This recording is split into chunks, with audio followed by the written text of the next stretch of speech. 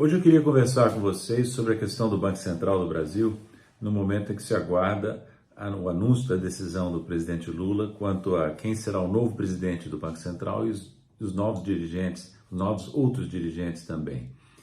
Isso significa que a partir de janeiro, os indicados do presidente Lula terão folgada maioria no Comitê de Política Monetária, que é o Copom, que é responsável por fixar a taxa de juros com vistas a alcançar a meta de inflação fixada pelo Conselho Monetário Nacional. Essa taxa de juros está em 10,5%, quando comparada a uma inflação corrente esperada da ordem de 4%, significa um juro real de mais de 6% ao ano. Estou falando da taxa básica, e é uma das mais altas do mundo estatisticamente conhecido, sempre, quase sempre. E continua.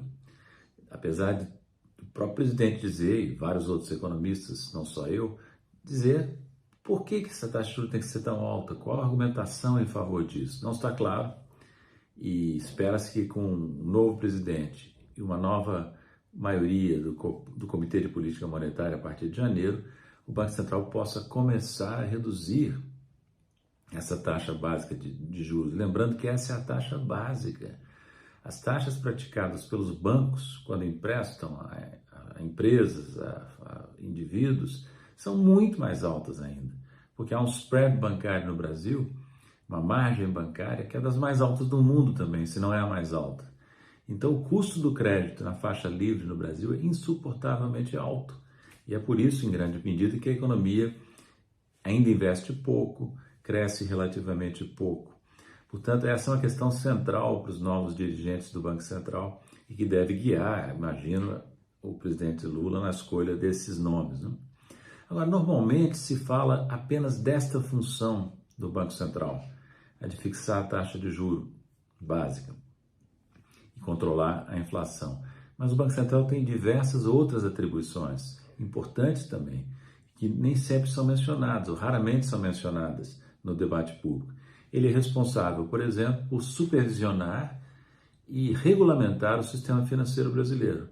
Se ele cai nas mãos do sistema financeiro, como caiu no Brasil já há muito tempo, se o sistema financeiro tem uma influência determinante sobre a orientação do Banco Central, na política monetária, na política de supervisão financeira, isso cria um conflito de interesse. Por isso que é tão importante garantir a independência, a autonomia do Banco Central em relação ao sistema financeiro, que se apropriou do Banco Central nas décadas recentes, e isso não mudou. Além disso, o Banco Central, importante lembrar, é uma das principais fontes de informação econômica no país. Dados econômicos e financeiros, em grande medida, saem do Banco Central. Então, é fundamental que o Banco Central tenha, por exemplo, transparência na divulgação das informações. E, contrariamente ao que se poderia esperar, essa transparência, em alguns aspectos, diminuiu. Por exemplo, a ata do Copom, que é publicada depois de cada reunião do comitê, essa ata antigamente, há não muito tempo atrás, era muito mais rica em informações do que é hoje. Hoje ela praticamente não dá nenhum número, fala apenas qualitativamente e não fornece para a análise das pessoas que leem a ata os dados concretos que serviram de base à atuação do Banco Central.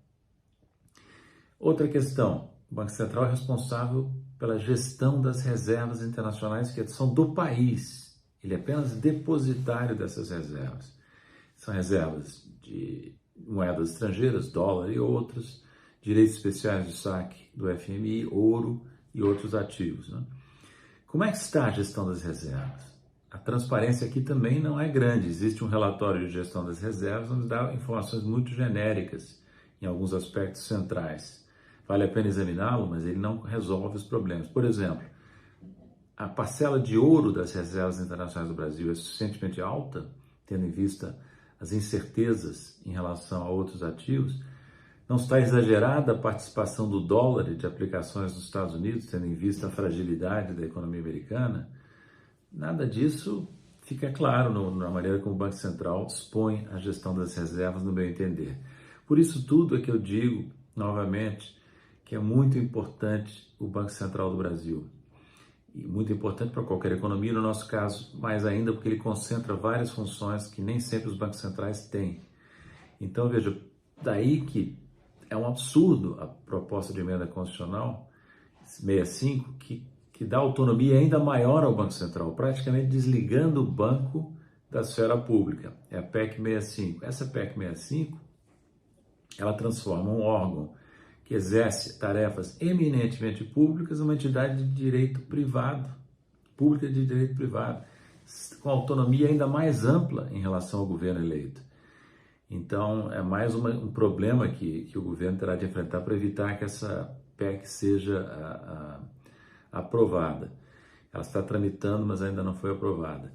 E realça, mais uma vez, todo esse conjunto de atribuições que o Banco Central tem, que eu procurei resumir aqui, realça, mais uma vez, a importância da escolha dos dirigentes do Banco Central, presidente e outros diretores, que o presidente Lula irá anunciar em breve.